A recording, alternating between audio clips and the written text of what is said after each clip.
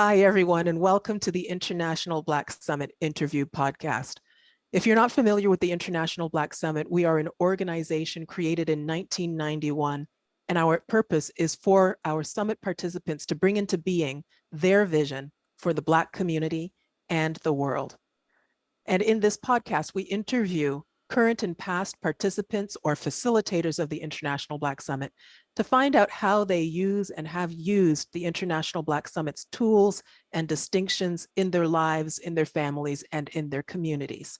So come learn about the International Black Summit with us tonight as we interview tonight's guest, Shakira Abdul-Ali. Shakira has been involved with the International Black Summit for many years, and I'm just going to read a little bit about her. I'm going to read her bio right now. So here we go. Shakira Abdul-Ali is an organizational development consultant, facilitator, trainer, and coach with proven success in delivering business, organization, and personal effectiveness programs. She has supported institutions and generating value through assessments for diversity, equity, and inclusion, supplier diversity programming and development, designing and managing culture change and organization learning, and building high-performance teams and work systems. An MBTI qualified facilitator, Shakira Ali also uses such instruments as the Enneagram, DISC, and FIRO BTM to assist clients in identifying strengths and challenges. Her professional experiences include a tenure of some 17 years in the public sector, where she served variously as an economic development planner for the City of Newark, assistant director for the New Jersey Governor's Study Commission on Discrimination in Public Contracts, technical assistance officer administrator, and chief of minority business enterprise for the New Jersey Department of Commerce and Economic Development. More recently, she served as the director for the City of Trenton Department of Health and Human Services, and was recently appointed to serve as a board member for Governor Murphy's newly created Maternal and Infant Health Innovation Authority. Shakira also worked in the private sector, providing support to public sector agencies in the delivery of human resource and business diversity compliance management programs. As a senior/special project manager for Armand Resource Group, Abdul-Ali managed compliance for millions of dollars of contracts for minority and women-owned businesses. She designed one of the largest compliance review initiatives in the country on behalf of the City of New York. That project comprised a review of 45 city agencies' purchasing practices in order to design a program to increase procurement from minority and women-owned businesses. She delivered a similar project for a county-wide mental health services agency in Michigan. For that effort, she designed a process and led a team to conduct an organization-wide assessment for diversity, equity, and inclusion, and designed a culture change initiative to assist the agency in addressing the barriers and maximizing the assets to incorporate a new vision for DEI in that agency. Shakira earned a baccalaureate degree in economics and urban studies from Wellesley College and a Master of Science in Organizational Development from the American University/NTL program. She is a member of the NTL Institute for Applied Behavioral Science, and she acquired coach training with New Ventures West, Inc., as well as a certificate of leadership for diversity training with the National Coalition Building Institute. She is a co-author of the Sustainable Enterprise Field Book, When It All Comes Together, a book by American Management Association and Green Tree Press publishers. Woo! That's a bio for you. Yes, indeed. Yes, indeed. That was so much. She's done so much that it was almost tongue twisting to get through all of it. So just so much for us to cover with her tonight. And I'm hoping that she is ready to join us in our virtual studio. So let's see if Shakira, if you're there and if you can come on camera. Okay, great. Thank you. Thank you, Shakira. Thank you. Thank you for being here with us tonight. Jackie Grace, I really didn't expect that you would read all of that. Read all of it, girl. Well, Hope everybody we're who's here with excited us to to have you. understand. Yeah. Yes. I'm excited to be here. What an honor. I feel really, And Jackie really Grace, you didn't special. introduce yourself. So Oh, you're that's Jackie right. Grace from Toronto, and my name is Glenn Greenidge. I'm from New York City, and we will be facilitating this interview with, with the lovely Shakira Abdul-Ali. Thank you, Thank Glenn. you so much. Thank you. See, I was so excited to get to talking about you, Shakira, that I totally stepped over introducing myself. So what was it like actually listening to me read your bio, just going through memory lane? God, how old is she? That, How that, But that, productive it's has she been? interesting. right, right. What about the How much she has accomplishments that accomplished? exactly. That's what I'm left with, and I'm sure the people who are listening are also left with all of the accolades and the accomplishments that you have done and provided for our community, around minority hiring and so forth. Huge amounts of money around those contracts. But Yeah, but yeah. I'm jumping ahead. So Hmm. You know, go ahead. and so I do think that we do want to get into that a little bit later. But Yeah. as you know, you're here and we invited you here because we would really love to explore your experience with the International Black Summit and how Yes. you have engaged with the summit, how you have used the tools of the summit and the distinctions of the summit in all of this really important work that you've done. Well, I So, gotta, yeah, so yeah. our first question for you Mhm. is, what was your first introduction to the summit? Like, what was your first engagement, your first event, your first exposure to the International Right, Black Summit? right.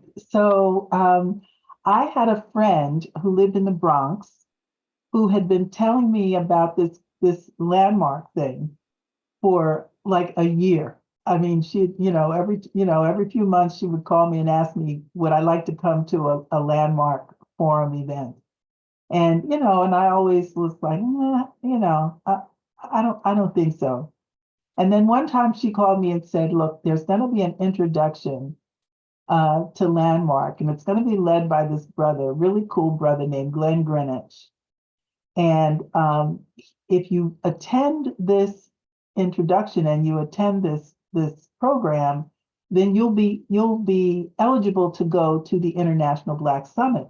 I said, what's the International Black Summit? Now that I had an interest in. And that was in 1993, in the spring of 93. That year, the summit met in Oakland. So I attended the Landmark Forum. I, did that. At that time, that was the prerequisite to attend the summit. And I found that to be interesting because I asked her, I said, well, why do I have to go to this Landmark thing in order to get to the summit? And they said, well, when you come in the room, we really want to be able to engage with you and not all your stuff. So, the landmark helps you kind of get yourself out of your own way so that when you come to the summit, you can engage. And I thought, okay, that's kind of forward thinking. So I made my way out to Oakland, and I'll tell you, I have a story about that particular summit. Can I share it? Yeah, Okay, absolutely. yeah. I So love so a good my story. yeah, so my story about the summit is it begins with this brother from Pittsburgh who stood up and was talking about, the conversation that was going on in the room. And he acknowledged that as a result of the conversation that was going on in the room, he was going to go back to Pittsburgh and, find someone to mentor. He said when he left Pittsburgh, he vowed he would never, ever go back because everybody he knew was either dead or on drugs or in jail. And so he had no intention of going back. He said, if I ever get out, I'm not going back.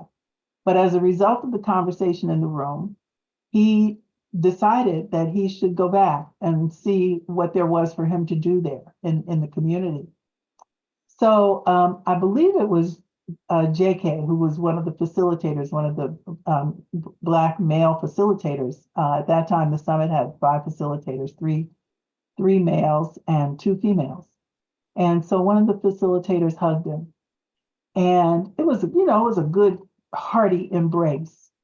And he stood back and he was kind of choked up and he said, that's the first time I've ever been hugged by a Black man. He said, my own father never hugged me. And, and so of course the 3 brothers, they hugged him. And the next thing I know, every male in the room was up on the stage in a bear hug. And all of the women in the room were just in tears. That moment was so palpable, it reverberated. The walls were reverberating. I couldn't even tell that story for 10 years without choking up. It was that powerful. And my story about that was in 93. I say that was the opening in the universe for the Million Man March, which occurred 2 years later. Ooh, what an interesting connection. Yeah. So my story about the summit is that it is a space for transformation for individuals and for our community. And by virtue of that, really for the world. And I think that we are seeing some of that become manifest. It certainly happened for me. I have to say that I probably got the last portion of my career from participating in the summit. So, given such a big impact, how were you able to use some of the tools in your day-to-day living? So Can I stop you there a little bit? Yeah, sure. You guys have obviously known each other for a while, given that Glenn was there with you back in 1993. So let me try to jump in here. I feel a little left out. I wasn't there in 1993.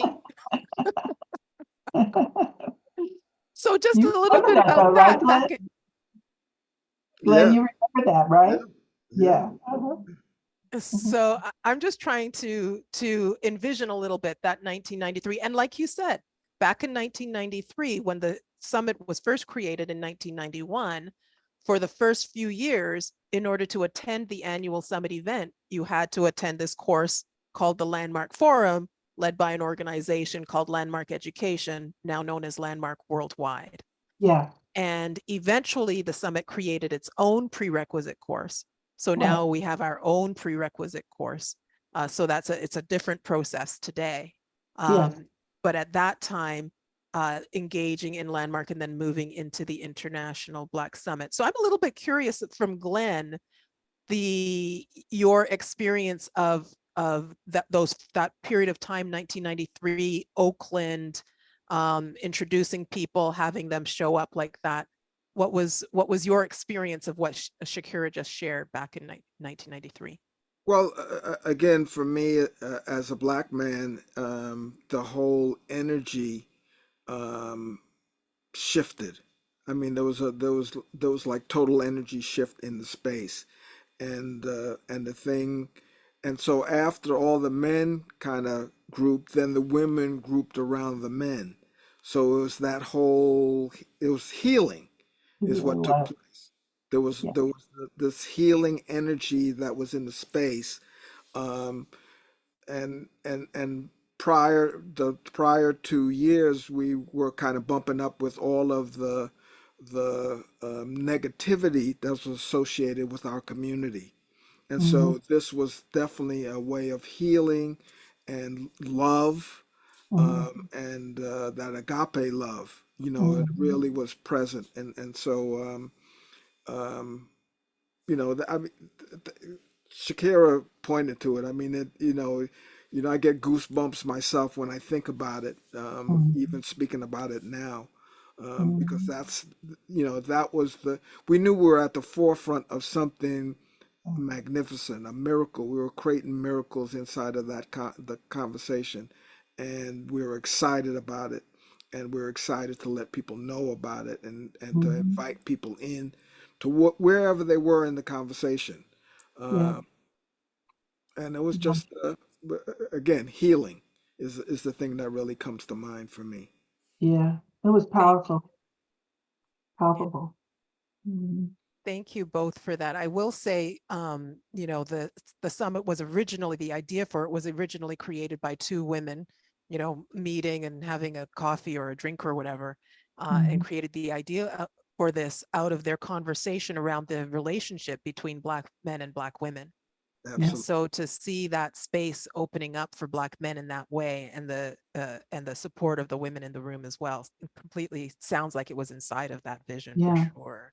absolutely, Yeah. absolutely. So thank you for that detour, Glenn. And you were you were then going to ask Shakira another question. Yeah, well, just wanted to find out. So, you had this monumental experience. What were you then able to take into your life from that experience? Yeah. Well, so yeah, so there were several benchmarks, I guess, along the way. After 93, I didn't go to the 94 summit. I wasn't able to get there. But I went to the 95 summit. The 95 summit was in New York. Yes, And I think in 93, there might have been maybe 300 people or so in the room. I think 95 was the largest one that I've been to. And I think there were probably about 500 people in the room that's in New about York. right. Yeah. Mhm. Mhm. And um, I'm kind of, I want to share like a little bit of my experiences in the summit to help you kind of get how those experiences impacted my life, right? Mhm. So in 93, what I got was, I mean, you know, this, as you were talking about it, this whole healing effect. And so for me, the summit really took on like almost a magical space for me. Like when I thought about the summit, I thought this is a space for healing. This is. I didn't think of it as healing. Like I couldn't. I don't know that I would have said that this is the healing space for the Black community at that time. But I knew it was like this is the space where we come into our own, like we become our own men, our own women. Like we're no longer chattel. We're no longer subject to the stories that others tell about us. We now have a space to generate our own story about ourselves. So when we get to the when I got to the summit in '95, I the thing that struck me about the summit in '95 was this idea of we don't do consensus in the summit. We do um, Alignment. alignment, right? And so I didn't really understand what that was until the conversation came up about where will we do our next summit. I mean, and we say we've been calling ourselves international. We've been to Atlanta, we've been to Oakland, we've been to Louisiana, New Orleans. Where when are we going to be international? And there was a whole, I mean, 500 Black folk in the room. There was some conversation. I mean, it was an amazing thing to witness 500 disparate ideas and attitudes and understanding about what it means to be international. Well, what does that mean? You mean Caribbean? Do you mean, Canada? Where are we talking? You mean Africa? I mean, where? So what are we talking about here? And to watch people go up to the front of the room and say what was so for them in the space, and have the room begin to shift to the point where everybody landed on Nairobi. Everyone landed on Nairobi at the end of a process. I don't know how long it took, several hours, but just to witness that. I mean, what that meant for me was that if you share from your heart, your heart and your head and your gut, if you share from those places, eventually you will get to the point where everyone will hear the same thing you're hearing. And it really made an impression on my sensibilities about what is possible in human relationship. And so just, now, I mean, I knew that it was possible among us as people of Black African descent. But for me personally, I began to understand that it is possible, really, to talk until you get to the point of discovering the truth that lies between anyone, that lies between humans, regardless of who they are and where they come from. So that was a learning for me, and something that I held on to as I moved forward in my career. I didn't go to grad school to get my master's in OD until 2001. This was like early mid 90s. And I'm still kind of formulating at that point. In fact, at the time that I was thinking about going to grad school, I thought I might go into engineering. I don't know. I mean, I can barely count. But anyway, I was kind of watching this process in the summit, kind of really growing as a human being, participating in this process. And so moving forward, I think around maybe 97 or so, 96, 97 or so, after Atlanta, I think we went back to Atlanta in 97, was it? I believe so. Yeah, 97. After that, I thought I'd like to, I really admired the way the facilitators at the front of the room were able to listen people into whatever truth they were looking to discover about themselves and about each other. And so I thought, I'd like to see what that's like. I'd like to participate, like grow myself as a facilitator. And that was actually the opportunity that was made available to us. We could start kind of self-generating ourselves as facilitators. And I, kind of joined that group and did that work for a little while. My family life, got to, I had to do some things with my family, and I kind of moved out of that process after another year or so, but it definitely shaped my desire to go back and learn how to facilitate. That's how I ended up going back to grad school. So, a couple of really interesting things for me. Again, I was not there in the 90s. And when you talk about the alignment process, which is, for those who aren't familiar, who are listening and aren't familiar with it, it's a process used by the summit to determine direction for the summit in certain key areas, and has typically been used by the summit to determine where the next location for the annual summit event will be, that kind of thing. And when you talked about the facilitators at the front of the room, because at any annual event, there's typically anywhere from 2 to 5 facilitators up at the front of the room at any given time.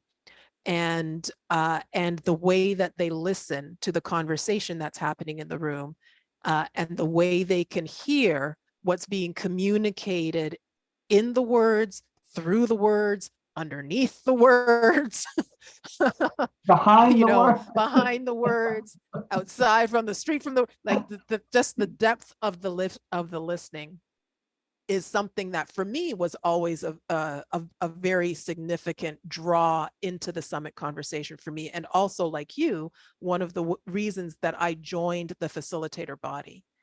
And one thing that I'll mention tonight is that depth of listening and the beginning to train into that type of listening is one of the purposes of the one-day prerequisite course. Yes. So it used to be that the prerequisite was the landmark forum, and then the summit designed its own prerequisite. We have the one-day prerequisite course.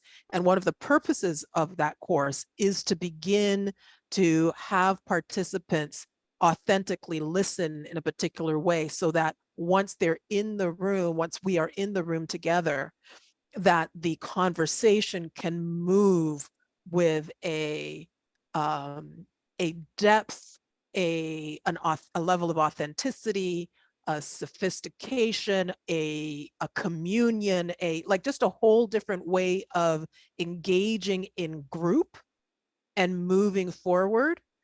For me, that has been different, moving forward in the conversation, moving forward at the level of energy, moving forward at the level, just all of these different layers and levels happening at the same time. So for anybody who's listening and who's interested in the one-day prerequisite course, I would say highly recommend you checking that out. Yeah, and let me add this as well, because I want to distinguish leading an event versus facilitating, and we both ladies have spoken deeply to the listening. So there's not a manual, there's not some place that we want to get to. Facilitating is listening the space, and inside of the space determine what the next conversation is. And when someone comes to the mic, because there's some interactions with who's facilitating at the front of the room, it's an opportunity for the person who's come to the mic to listen themselves, listen to where life is asking them to look. Nobody is being directed, but you're directing yourself based on the inquiry that takes place between the facilitator and you as the participant, and you get to see something for yourself inside of that interaction, which is very unique for everybody. So it's not like one size fits all. So it's very individualized, and it's experiential. So something Absolutely. that you Yeah. experience and Yeah, you, I want to, yeah, yeah, perfect. yeah, I just wanted to say a little bit about that. I Good. mean, the, the, the, the reason that people needed to go to Landmark, and the reason that the summit wanted to create its own prerequisite, is so that the participant, the person entering that space, um, begins to feel the freedom of shedding themselves of the masks and the protective coverings that we build up and use every day in this society. I mean, Absolutely. I mean, whether you're black or white in this society, in this Western world that we live in, any world really, it requires that it it it asks us, doesn't require it, it asks us to put on certain persona, you have a job, you live in a certain neighborhood, you got a car, you got a particular walk, you're involved in some kind of game, you're moving through your life according to how others have defined you, and you've taken on whatever roles that people have given to you. And what we're asking, what the summit asks for us, is for us to strip ourselves from all of that covering and get real with ourselves, first of all. To get real with ourselves, like, what do I really want? What do I really have to contribute? What am I really afraid of? And is that something to fear? And so you're able to kind of shed yourself of those false protectors those shields, false shields of protection, in order to kind of come into the space just open, and ready to explore and experience what's possible. Because, that's one of the things that the summit opened up for me. Like, really, we are a gift to the world. And who are we in that gift, in that space of being? And so, yeah, so like I said, I mean, that really, the summit conversation really has helped me to shape a life where I felt like I've contributed, like I've been able to be a contribution. And while making that contribution, become, like getting deeper and deeper to my core. As I think both of you share that I'm Muslim, and um, and we're in Ramadan, and I want to say that, in Islam they say the greatest jihad, the greatest struggle is the struggle within. It's like there's no roadmap, there are no instructions about exploring who you are as an individual, who you are as a human being. That takes some exploration. It's the most challenging one you'll ever confront in life. And the summit conversation has helped me to engage myself in that way. That's So, Thank you. yeah, so there, and so I want to distinguish. So there's a summit conversation event, and then there's a summit conversation that you carry with you from in your day-to-day living. And so I'd like to find out. So what are some of the distinctions, which are some of the tools that we use in the summit? Now, these are words that we have captured, but we look at it in a particular way. So we distinguish it inside of our particular space a little differently. yeah, Can I just me and my tangents. yeah. I just have a bit of a I love tangent. tangents. I I hope love that's it. okay, Glenn. Go for it, Um, go for it. because as you were talking about what made available and the prerequisite and what that makes available for people so that they can shed the inauthenticities, shed the mask, and come into the space open. And the thing for me about that absolutely is true and has been true for me. Mhm. Um, and if you are already somebody who has been shed of those masks, there's something else for you in the conversation. Like the thing for me about the summit conversations is that people can come into that conversation in completely different places, and there will be something in that conversation that sounds like it's speaking directly to them. So if that's not your thing, the conversation will still speak to something that is for you. It's almost like there is this unique capacity within the conversation to almost be screening itself and speaking directly to me, and it's saying these things, but it's saying something slightly different to the next person. Like it's almost like it's speaking 100 different languages to 100 different people. It's like everybody's getting a customized, tailored conversation in that Yeah, same one conversation. I don't know how it happens. I'm not going yeah, to tell you how it works. I'm just yeah, going to say that there's something really unique about the universality of it's like a customized universality in yeah, the conversation. And so whatever it is for each person, it'll be tailored to them. I yeah. wanted to say that.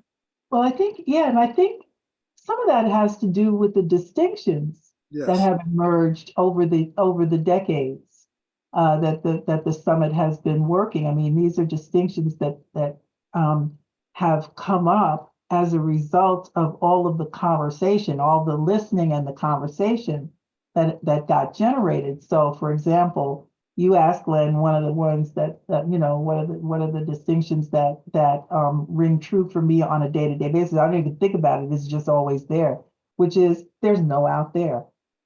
Like everything I see, everything I experience, everything I know and don't know lives inside of me.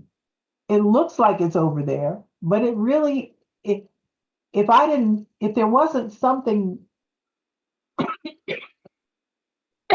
excuse me, if there wasn't a kernel of me in that experience or event, I wouldn't even see it. In other words, it's got to be somewhere in me in order for me to even see it. Pay it any attention. Yeah. Exactly. I wouldn't know it. So, if I walk into a space and I see someone and, we kind of catch each other's eye, and for some reason there's like a little discord. Like, I don't know that woman. Why would there be that discord? There's something. What is that? I got to look inside for me. Like, it's not her, it's me. What's So going on with me? how And have that you can used shift. how have you used that in, we started tonight with your incredible biography. So how have you used that distinction and other distinctions in work and in the projects that you've done over these years? Well, so as I said, I went back and got a master's in organization development, and I started working with a number of. In fact, I actually started doing organization change work even before I knew what it was. Meaning, when I was working for the Commerce Department, we had. I don't want to go into that whole story. I'll just say that one of the things that I have learned, largely through working with the summit, or amplified certainly by working with the summit, is that if you really want to help people to see a particular opportunity or recognize a solution to a situation, or manage a dilemma, something that's got problems on all sides, you really have to kind of get in the space where they are in order to help them do that. And that's one of the things that I witnessed in the various summits that I participated in. Like the facilitators were always able to kind of, I mean, you were talking about how they kind of speak to everybody in the room, saying, they were having individual conversations with everyone in the room with the same conversation, right? And it's because they were able to put themselves kind of alongside the person listening, saying, okay, instead of, so, this is kind of one of the examples I use, here's a person A and person B, and you're trying to resolve the situation. Well, it's very difficult to resolve the situation if you're looking at it like this. The best way to do is for each of you to turn, get side by side, and try to look at the issue from, together. Like, you're both seeing it from a much more similar angle. Even this is a little bit different, but it's certainly better than if you're looking at it, in an oppositional way. I don't know if I'm making sense, but No, that makes sense. Absolutely. but Yeah. those are the kinds of things that I witnessed in the summit, and the kinds of things that that serve me when I'm working with groups. It sounds like also one of the distinctions was noticing. Uh, Yes. Noticing yourself. So noticing is an ability to look almost outside of yourself to see the effectiveness in your communication, in the relationship that you're speaking into at that point in time, and you get to evaluate and assess yourself, and it's like, oh man, that conversation didn't go very well. Who was Hmm. I being? What was I Right. doing that caused that?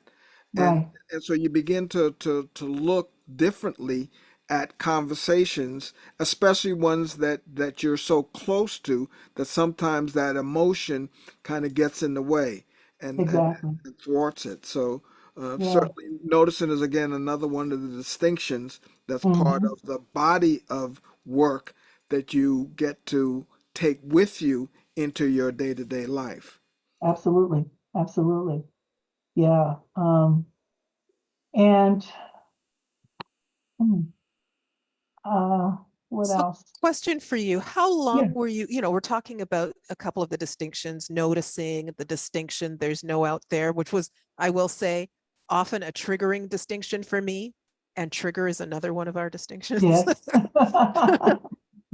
Which was often a distinction, like this no out there. I'd be like, there's no out there, but I'm looking at the out there right now. Like it is right there. So, Right. so when we say there's no out there, we don't mean that there's literally nothing over there.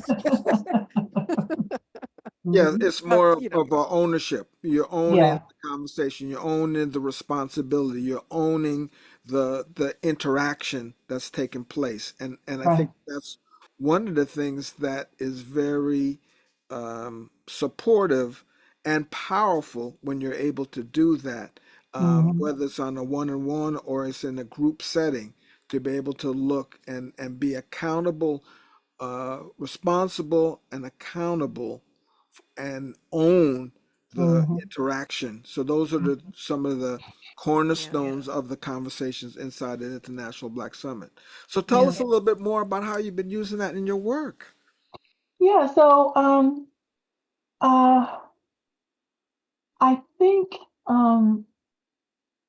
so, I do a lot of diversity work, Okay. and I, which means I do a lot of work with people who are not of Black African descent, people from other communities. And I think that the thing that I got, that not I didn't get it from the summit alone, but it certainly reinforced it and really made it so for me, which is that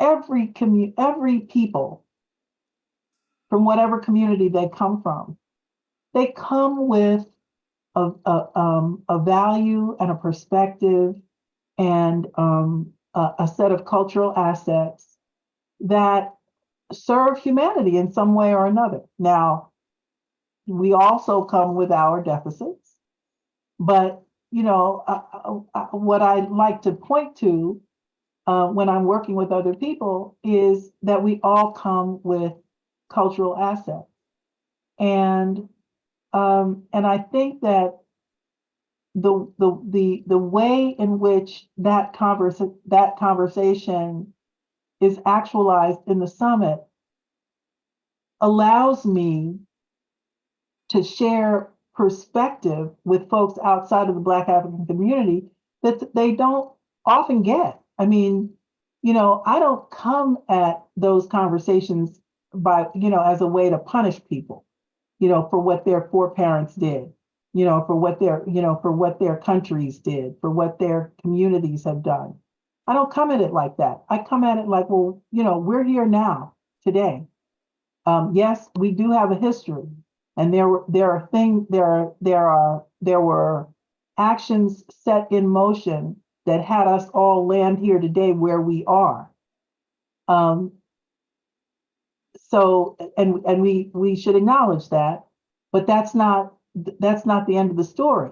In fact, the story is just beginning right here, right now. So and I got that kind of perspective, like creating possibility. Like the Declaration holds, real, it holds a very important place for me. Like I think about the Black community from the perspective of the Declaration of the International Black Summit. Changing the story of who we are in the media, providing social services, generating economy in our own community. I mean, that I live on that one, generating economy inside of our own community. So, I mean, I think that the Declaration and the distinctions, I think they've just kind of become part of my DNA at this point. Like it's just part of my cellular structure. When I respond, I'm responding from that perspective. I think that's the I best way. really get that. And to me, it almost sounds like this is a perfect time to go through the declaration, because you're beginning to point out different aspects of the declaration and share that. And for those who are not familiar with the declaration, what do you think, Glenn? An opportunity Perfect. I've got it coming right now. Oh, great. While Glenn's pulling that up, I have a question for you, Shakira. How long were you a member of the facilitator body? Oh, probably not more than 2 years. Okay, got it. Yeah. Yeah. 2 years makes a Probably. difference. 2 years is 2 years. Yeah. Okay, good. I see it on screen, Glenn. Okay. Yeah. The declaration. So Shakira, I was just going to ask if Shakira would be willing to generate it. Oh, absolutely. I'd love to. This is Great. one of my favorite pieces of prose here. The Declaration of the International Black Summit. We declare ourselves, our community, and all communities whole and complete. There is nothing to do except be. We assert that we are responsible for generating community as possibility and distinction. We listen for and grant being to the possibility and creation of unpredictable results. Our conversation of, about, and for those of African descent is one of power, self-generation, abundance, responsibility, unity, and integrity, with the possibility of being. We stand for the expression of our spirituality, ending the murders of our men, women, and children, building economies responsible for funding our community, maintaining wellness of being in our bodies, providing human services, establishing nurturing relationships, altering the conversation of who we are in the media, empowering our youth. We declare that our community manifests itself in the world as a contribution in the transformation of the universe. Atlanta, Georgia, October 7, 1991. Virtual community, April 7, 2024. Thank you so much, Shakira. Absolutely. One of my favorite things to read. Thank you. Thank you. And so for those who are not familiar with that, really, I think you'd be able to hear the connection between what you were sharing before and that declaration, and how that declaration has shown up as a foundational aspect of who you have become. Yes, it's true. It's true. It definitely has been a part of, how I walk in the world. You know, it's definitely like how I walk in the world at this point. I am curious a little bit about the 2 years that you spent in the facilitator body. What was your experience at that time? You would have come in as a trainee, I'm assuming, and being a part of a facilitator group. Well, it was more like, so they divided us up into little pods. Like we worked in almost quads. I think there were 4 of us assigned to our little group. And the instructions were that we were to self-generate ourselves as facilitators. And so we didn't really know, well, let me speak for myself. I didn't really know what that meant. Like, at that time, I just had no context for what it meant to be self-generating. It was a fascinating idea for me. I love the people that I worked with in that group, and I really didn't quite know what I was doing. And I don't know if that was the same for everybody in my little group, but you know, we met weekly. We we talked about the distinctions. We talked about the inquiry of the for the year. We you know, basically attempted to, I think, and now mind you, this was a few years ago, in the 90s. So I'm not really sure, you know, I can't recreate any of the conversations that we had, but I do know that we worked at attempting to build ourselves into the kind of leaders, facilitators rather, who could stand at the front of the room and lead a conversation. So, and I think it was actually, to be very honest, I think it was my frustration with that process that actually led me to grad school. Mm. Oh, interesting. Yeah, that was what it was. I mean, because I really wanted to get it, you know, like you know, like there's a right way. Right. That's one of our distinctions too. Like there is no, There it's is like no right way to No be. right way to be. there's no right way to be. Yeah. But you know, I was still living like there was a right way. And so I decided, okay, I'm gonna go to grad. Yeah, actually, what happened was I applied to grad school. I didn't know whether I wanted to be a coach or a facilitator. So I applied to um, uh, American University's um, uh, organization development program that they operated with the National Training Laboratories at NTL.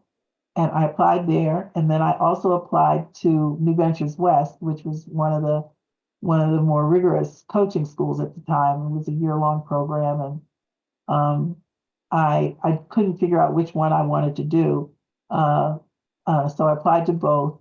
I got into New Ventures West. American University put me on the waiting list, and after I started the New Ventures West program, American University called me back and said, okay, you can start in June. So now I'm in both programs.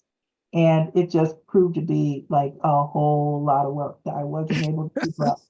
So I ended up, I completed all but the certification through New Ventures West. I did the training. I mean, I did the curriculum, but I didn't take the certification because I couldn't study for that and also do the work that I was doing for American University. So, so I got the training and I got my degree. Oh, great. Now, I want you to hear all of that is inside of self-generation. You want to Hmm. get that. You know, Exactly. About that. yeah, About yeah. that. Yeah, you're right. You're right. Exactly. I didn't see it like that at the time, but that's what it At the time, was. well, and that's the thing about self-generation. Self-generation is really about you taking it to the next level, whatever that is, and to Right. whatever degree that you're willing to take it to that next level. That's So exactly you right. get to discover, you get to unfold, open up, and take things on that you might not have taken on had you not been grappling with this conversation called self-generation. And it Exactly. has that kind of effect. And I will also point to that I suspect that that was also part of the work, all of the work that you were doing in the commerce in New Jersey and so on and Yeah, so forth with the true. minority contracts and so on and so forth. Again, True. because those weren't defined programs, you defined those programs. If I'm accurate about your career Some of path. them were. Yeah, well, actually, well, so what's interesting is by the time I was applying to those programs, this was 2000, like late 2000 to early 2001, right? Because I got into American in the summer, both programs. The summer I got New Ventures West was May 2001, and American University I entered in June 2001. And by that time, I was working independently, but I was working at that. I think the project I was working on at that point was at Cornell University's Industrial and Labor Relations School. Their ILR school runs a management development program, kind of like American Management Association. You know how they run courses. Yes. Well, ILR also ran a management development program, and they had that was a change management effort that I facilitated for them as well. They were at that time they had 4 different units. They had a unit that did labor relations, a unit that did equal employment opportunity, one that did management development, and one that did labor relations. And they had like a group of people that would register you in one of those programs, and then they had a group of people that would teach those programs. So they were operating almost like 4 different programs. And what the leaders of that program did was they wanted it to go from 4 units to 2. And so I helped their staff reconfigure themselves into a program development group and a registration group. So you could register now into any one of those 4 programs. You didn't have to, go to 4 different registrars. You could just go to one registrar. And the same thing with the program development people. They were working with all the faculty. And so the faculty members only had to deal with one group instead of 4 different groups, depending on what they were teaching. So that was what I was doing in 2001. And I remember it very specifically because 9/11 happened in the week that we were supposed to do our diversity class. Wow. And that was an interesting situation. It's interesting when Glenn talks about the self-generation and how you self-generated yourself. And I can really hear for myself, the proactive nature of it, like inside of self-generation, looking and being, okay, I'm going to see, is this a fit? If this is a fit for now, but not later. And the whole process of getting clear on what you are looking for, getting clear and clearing being another one of our distinctions, Yeah. the process of clearing. And so engaging in that process and being proactive so that it's like, okay, if this isn't it, I'm going to search out what is it. You searched out, you went to 2 different things. And also like, if this isn't it, and if it doesn't exist out there, the next thing is I'm just going to create it. Right? Absolutely. Like Absolutely. it's like that level of self-generation, like it's not expecting the world to just give us everything on a plate. It's like being willing to self-generate Yes. in our context what it is that we are looking for or wanting to bring into the world for ourselves or for our community or for our family. Absolutely. Or like that. Yeah, absolutely. That is absolutely, that was the process. Like I knew there was something that I wanted to do that reflected what I saw happening in the summit space, in the, like those facilitators. Oh my God, Kat and Robin and JK, and I mean they were doing some amazing work at the front of the room, and and I watched them transform a room, and I wanted to do that. I wanted to be able to do that. To make shift happen, to make change happen. And so, but I didn't know I didn't know there was a thing like called organization development, that's what they do. So, So I'm just thinking about it's April 2024 that we're recording this tonight. And you are still out there in the world, right? You're still yeah. out there, you're still engaging in community, you are still in these rooms. And so my question for you out of curiosity is, when you're in these rooms today, what is the difference that you see today versus 20 years ago or more? And what do you see as sort of the next phase of development? Because, you know, we've gone through as a community these decades, like there were the things that came out of the 70s and the 80s and the 90s, you know what I mean?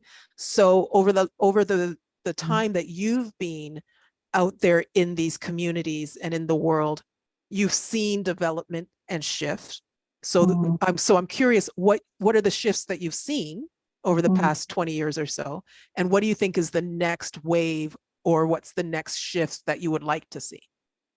Okay, so are you talking about as it relates to the summit's journey, or And in your work? in my work? Okay. So I think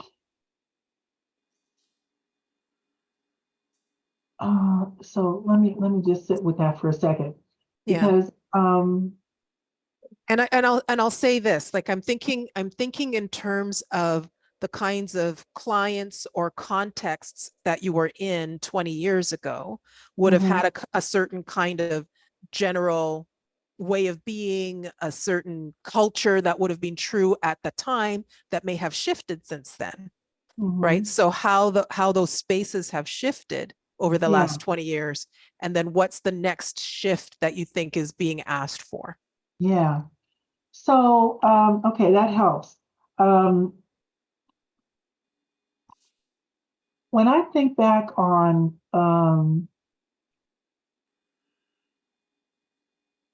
the quality and the context of conversations that were going on in the spaces where I was operating. And now, mind you, I was operating in like the public sector spaces that were looking to actualize affirmative action, right?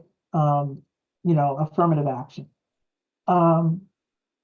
Those conversations all had to do about tolerance of Black people, tolerance of women, tolerance of people who were any kind of different, and the people who entered the spaces from those various angles of being Black or brown or female or differently abled or non-binary or anybody who entered those spaces came into the space with kind of whiteness as the default. Like I have to walk in wearing something that makes whiteness be okay with it, because white was default. So, wearing locks into a space, not so much. Wearing an afro, raise an eyebrow, um, talking about race very overtly, not a thing to do. And there was no conversation about white supremacy unless you were not in white, if you were anywhere near a white space, you never mentioned white supremacy. Now, like moving forward, those conversations have become more and more real. Now, there was the price for being able to be more open in that way, has been blood, quite frankly. Tamar Rice. Am I confused? Did I conflate some names there? Tamir Rice and the young brother from Florida. We know the names of all the people who have been killed, and they paid the price for us to be able to say out loud, Black Lives Matter. And so, so with that shift, one of the things that I've noticed is that there are more and more white people who recognize that whiteness and white supremacy and white privilege have also come with a cost to them. And so those people being more willing to speak up and at least have the conversation in spaces where I've been, it just makes it that much more, we're able to be that much more authentic in how we walk in the world. And for me, the story I make up about it is that this is the Declaration becoming actualized. We are becoming the gift to the world that we are in our beingness, and I think that that's really the shift that I see going on. Like Black folk are actually, are now being far more empowered to be authentic, to create from our authentic way of being, to generate ourselves, to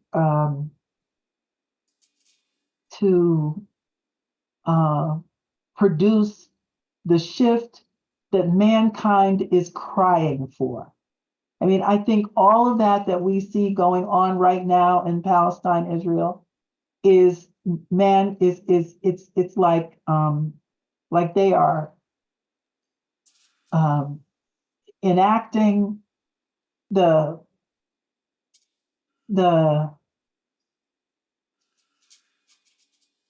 pain. They are enacting the pain that mankind is experiencing right now. It's almost like they are the what do we call it? Like a ground zero type thing? Like ground zero, but what is it that you're the sin eater, the sin do you know the story of the sin eater, where where there's some trouble in the community and the community decide that, okay, they pick out one person and that one person is going to eat the sins of the entire community, and they get kind of shut out. They get, they get expelled from the community, so that the community says, okay, that person is going to hold all of our sins. It's almost like what's going on in Palestine and Israel is like it's holding all the pain that is being experienced in the world. And a lot of that pain is being inflicted by these United States. We're here in the space where a lot of that pain is emanating from, in terms of weapons production and oligarchy and plutocracy and just an emergence of feudalism, really. I mean, it's almost like these billionaires really have decided in their own selves that, like we're really gonna like create a new feudal system. Everybody's just gonna kind of rent from us, and we will give them, we'll charge them what we will, and those of us who are, living on their turf, it's like we gotta pay to play or we don't. But in fact, we're saying no. Black folk are saying no, we're not going to do that.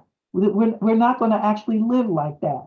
And while we are saving ourselves, we're actually going to give you the opportunity to save yourself.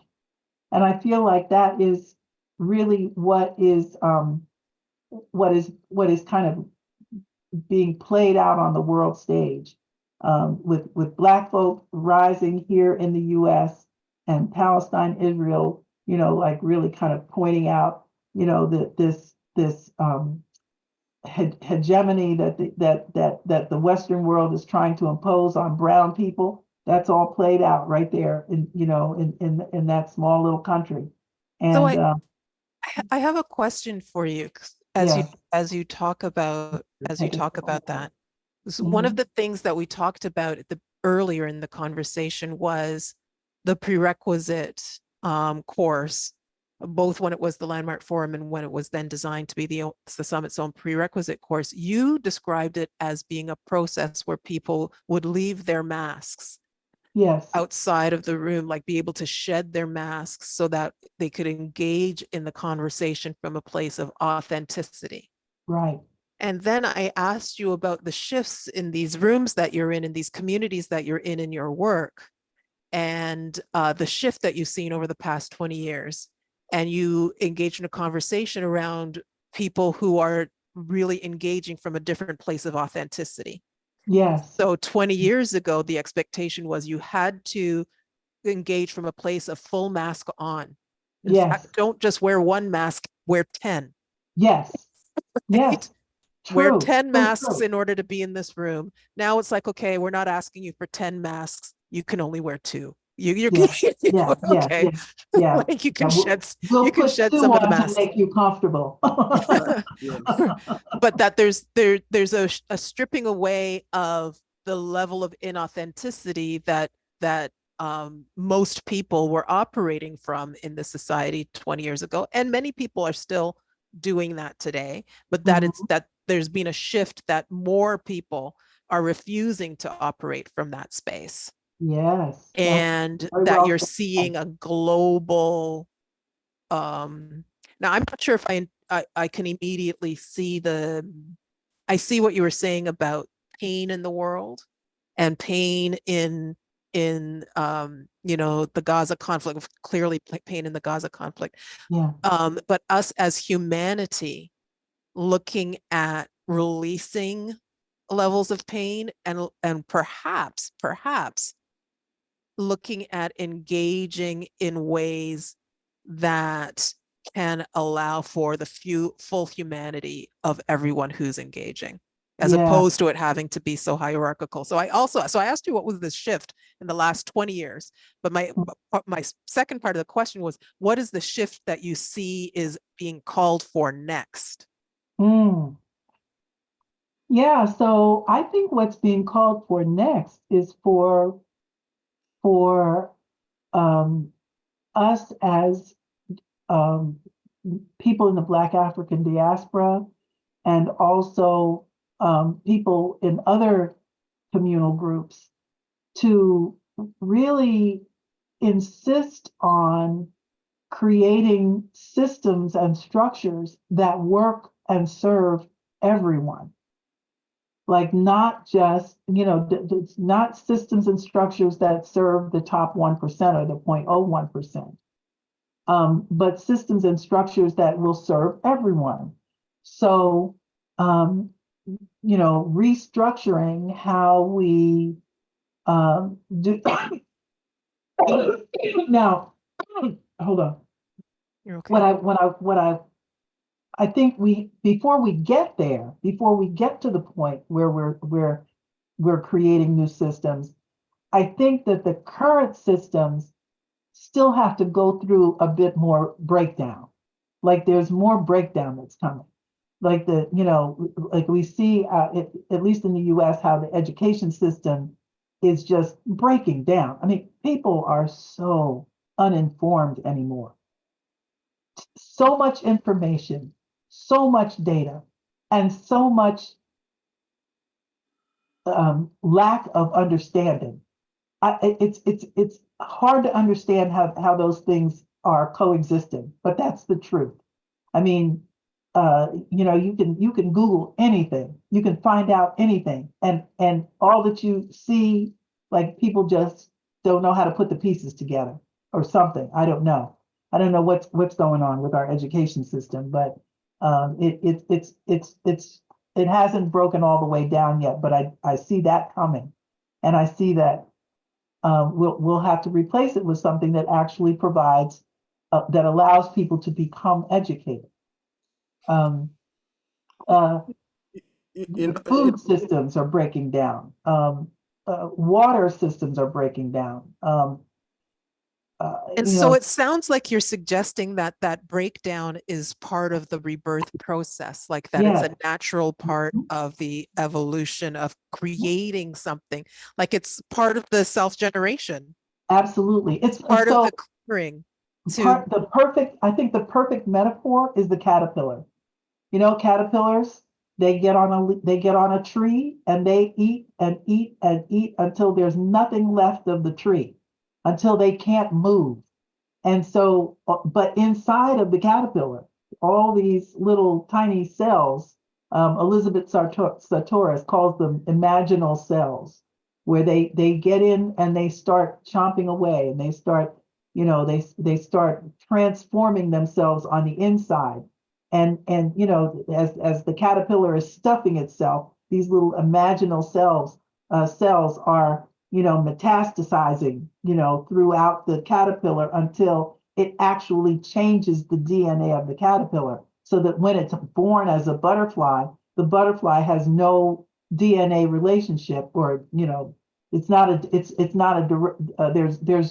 it's not a replica of the DNA in the caterpillar. It's its own DNA, and I think that's what's happening. Like we are we're there are groups of us who are fighting. So I went to a conference last week in DC, and this white guy from Milwaukee talked about organize. He's an attorney, labor attorney, and he talked about organizing the the restaurant workers, but not the front wait staff, the dishwashers and the ones who do the cleaning, and the ones who the ones who are at the back of the room who you never see.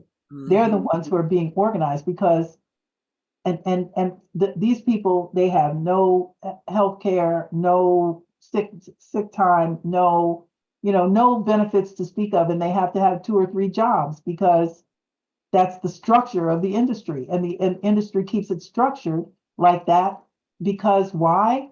Because all those kinds of jobs, home health aid jobs, restaurant jobs, even transit and distribution jobs, all of that labor was actually the reason why Glenn and I are sitting, and you too, are sitting here speaking English with, maybe an American and a Canadian accent, because they brought us over here to do that kind of labor for free.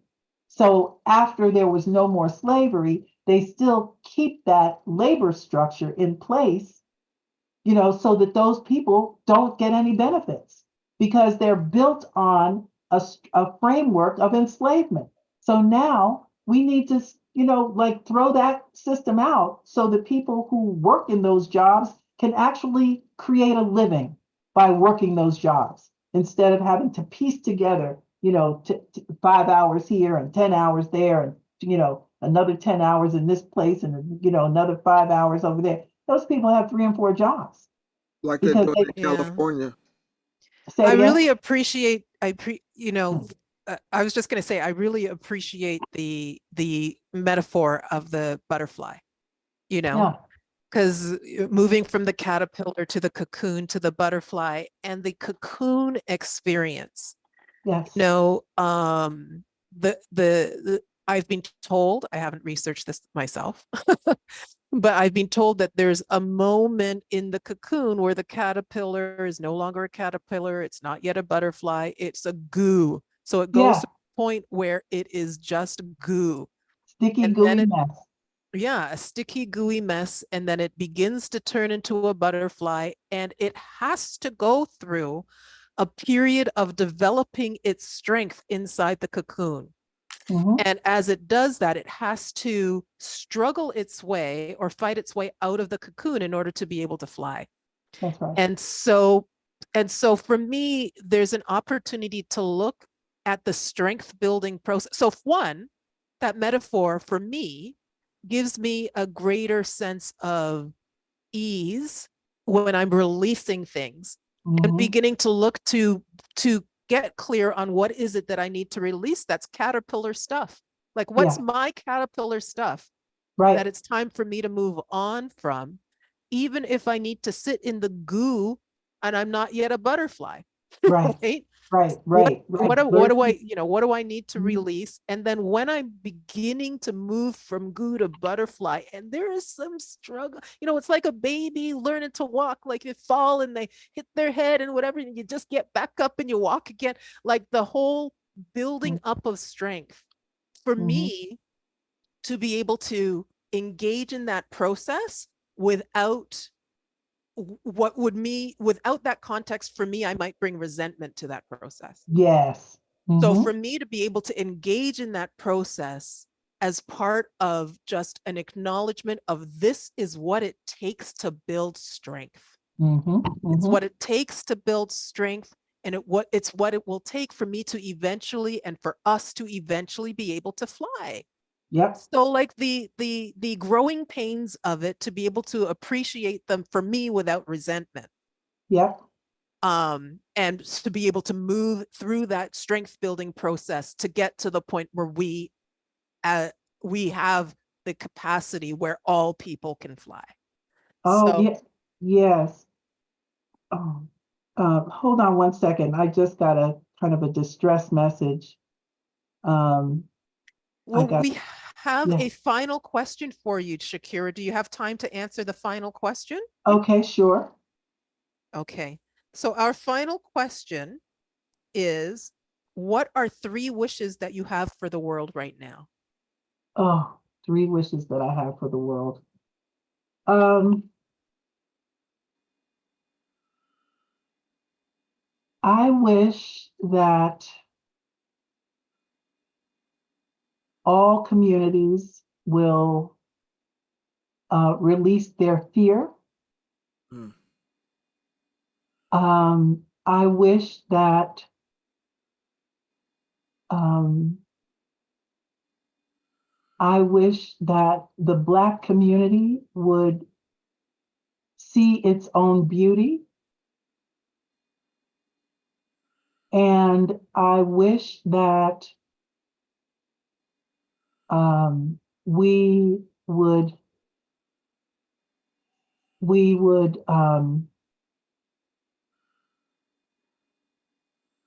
select the leaders that we deserve. Mm. Yeah, those are my 3 wishes. Very clear. Thank you so much for being Sure. with us tonight, Shakira. I'm clear that you have something that you may need to attend to. Yes, I do. Yes, I do. So, But mhm. And I'd just like to acknowledge you, Shakira, for the work that you've trailblazed in New Jersey around minority and both women and minority organizations, and just being the person that's standing for it shifting. Thank you. We talk about the caterpillar to the butterfly, but clearly you've been that for Mm, that conversation in New Jersey. So I just want mm. you to uh, acknowledge you for that, and to just let people know who who's been speaking, who's been Thank you. speaking to them, and just love. I'm also a fan of economic development, obviously, Yeah, yeah. and so it's just really heartwarming to have you here and to have you speak about the changes that you've been able to implement. So thank you again for being part of this conversation, being part of the International Black Summit, and being a woman of the world, a champion of the world. Thank you. Thank you so much. I appreciate it. And my uh yeah, so this is I'm my grandson, somebody took my grandson to the hospital, so I've got to go. Okay. But otherwise okay. I would love to stay with you all and answer some questions. I see a question in there about the youth. I pray for the youth. But thank you so much. This has been a joy, and I really appreciate the opportunity to share. So, Thank you. Thank okay, you so much, Shakira. We'll be absolutely. thinking of you and your grandson Okay. for sure Thank you. tonight. Thank you so much. Prayers Okay, to you and to take him. care. Thank you. All right now. Bye-bye. Good night. Thank you.